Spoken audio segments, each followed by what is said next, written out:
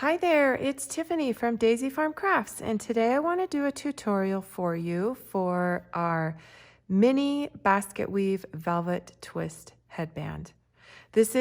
I'm using front and back post double crochet, and I'm finding that it really does a good job when you're working with velvet. Velvet is really slippery and can be hard to find where to insert your hook. Lots of struggles learning how to work with velvet, but the end result is amazing. I'm using Burlap Baby Velvet. This is a 4-weight yarn, and I'm going to be using an H8 hook about size. This is our adult version, and I've got the width at about 5, maybe 5.5 inches wide. I'm going to make more of a child size for this demonstration, and so I'll make it just a little bit smaller width. I don't think kids need quite that width on their head. And then it'll be a little bit, obviously the circumference will be shorter. But we have sizing charts on our website. The link for this pattern will be down in the descriptions if you're only seeing this on YouTube. So be sure and check out the pattern and get that head size chart on our website. Okay, let's get started. We'll just start with a slip knot, however you like to make one. And we will start with 14 chains.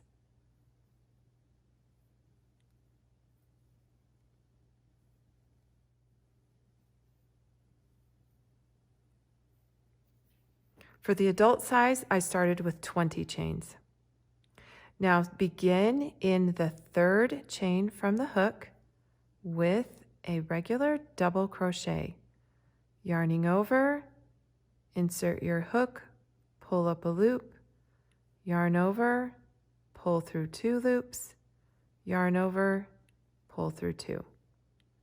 Now work 1 double crochet into each of the chains all the way down to the end of the row. So I know it can be really hard to see the tops of those chain stitches, so you kind of have to feel your way down.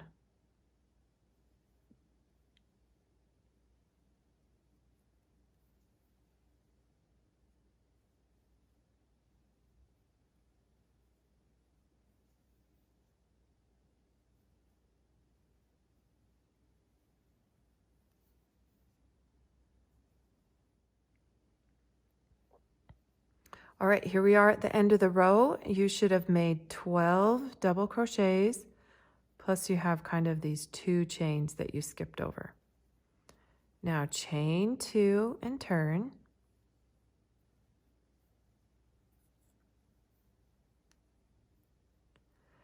Yarn over, and this chain 2 counts as the first stitch as it goes right over that first double crochet of the row. So we're going to not work there. We'll come here and pop this first post forward. That's what the vertical part of the stitch is called, a post. And then we'll insert our hook from back to the front and round back and pop that post to the back. And that's our back post double crochet. So here we go, we're going to alternate. So around the next one, I'm popping it forward. And on the next one, I'm popping it towards the back. Now I'm still working a regular double crochet. So I'm just pulling that loop, working through 2, working through 2. All right, continue working these all the way down to the end of the row. So when you've worked around that last double crochet of the round, and it should be a front post, you'll still have those turning chains. And all you'll need to do is work a regular double crochet just kind of underneath them, around them. You don't need to find the tops of the turning chains. Just work a regular double crochet. Then chain 2 And again, that chain 2 counts as the first stitch of the row. And we will begin again with a front post double crochet, but it's worked around the post that is pointing out to the back. It's worked around the back post of the row below. And then you'll see that this is a front post popping forward. We want to make that one pop to the back.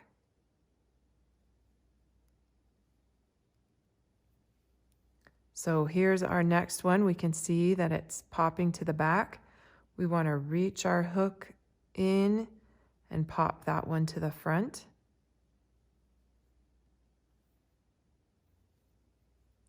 And here's this one that's popped to the front. We're going to come in with our hook from the back and pop that post back out to the back. So this is why I'm calling it just a mini basket weave. Maybe you know a different name for this stitch, but essentially I'm alternating front and back post double crochet every row. You know, when we do our ribbing stitch, we keep the front post to the front, the back post to the back, and you create those nice lines. This is just more like a basket weave where I'm going opposite direction every row. The most important thing, besides alternating the direction of the posts, is to make sure that you end each row with that regular double crochet that's inserted underneath those turning chains. Make sure you don't forget that stitch.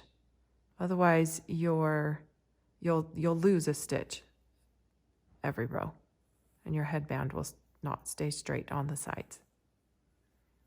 Okay, so every time we turn, it's actually the same. There will always be a back post pointing out that you need to pop forward.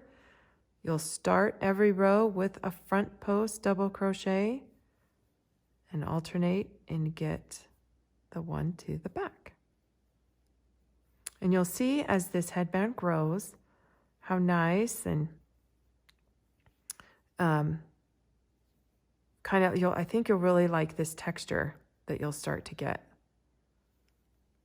Plus the ease of finding where to insert your hook is a little bit easier on this stitch. Because as you can see, it's velvet, so it's a little bit harder to see the tops of stitches. So much easier to go around the posts. Okay, you'll continue this for the length that you need on the size chart. And let me look really quick. So I'm going to make this one for a newborn to 3 months. So I'm just going to make this about 10 inches. You make it 3 inches shorter than the circumference of a head when you're working with velvet, because velvet will stretch, but it won't stretch back. So once it's stretched out, that's it. There's kind of no going back. So you want to make it really tight at first, and then it'll stretch right out and fit on the person's head. And then it really doesn't lose its shape after that. That we have noticed. It doesn't get any bigger. It just will hold its shape. But that's why we like to make it tight at first. Okay, so so this will just be a tiny newborn one. Working back and forth. And then I'll show you how to fold it together to get that cute little twist. And these are some really great projects to give as gifts. Super easy and fun to do, and this velvet is just so very soft.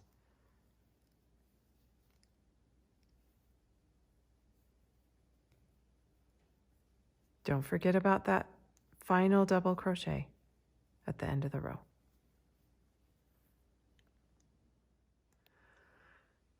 My band is 10 inches, so that's just what it looks like when you measure it. And now what I'll do is we're going to sew it together so that we can make that twist. So let's just do an extra chain. and cut ourselves a fairly long tail for sewing.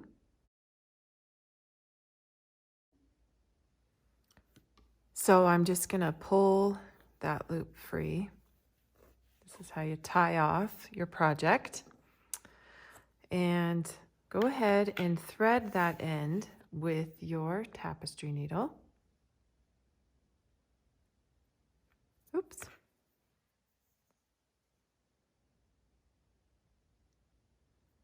There we go. Okay, and now to get that really cute twist, all you need to do is fold up the bottom of your headband, match the two ends together, and match one corner into the middle of the other side like that, so that you can wrap that end around, and you'll wrap the front end to the front. So you're kind of making a little sandwich, just like that. So they are just like the sandwiched in together. Okay? Now take your end with the needle and go ahead and make sure you go through all of the layers, all 4 layers there, and just start sewing them together. And I work from kind of in a spiral motion. So I'm always entering my hook on, or not my hook, my needle on the one side and out the other. And just making sure I go through all of those layers.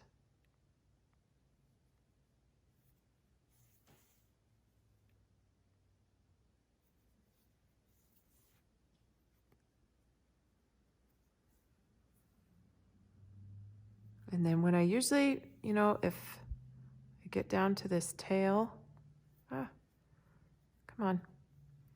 I don't mind going ahead and tying a knot with it. I'll just kind of double knot around it just so that I know that one's secure. Still take my yard, and then I'm going to work back the other way, just to make sure that my band is secure. And then at the end of this round, I will still go ahead and make a knot, pull it really tight, maybe do it again, kind of weave it in underneath. Just whatever you can do to secure it. And since my end is over here, I'll tie it in a knot again. These aren't going to be seen at all because that's the inside of your hat, and then, or not your hat, your headband. I'll just clip those ends off and that's it. Now what you'll do is twist your little headband inside out, and you've got yourself a cute little baby. This is for a baby, and it'll stretch out. Oh, this is tiny newborn size, isn't it? Oh, so cute. So, so cute. And there you go. You've got your cute little velvet twist headband. Here's what the adult size looks like. Like I say, it definitely stretches out. So there you are. All right, thank you so much for coming by. I wish you the best of luck with your velvet twist headbands using the mini basket weave stitch.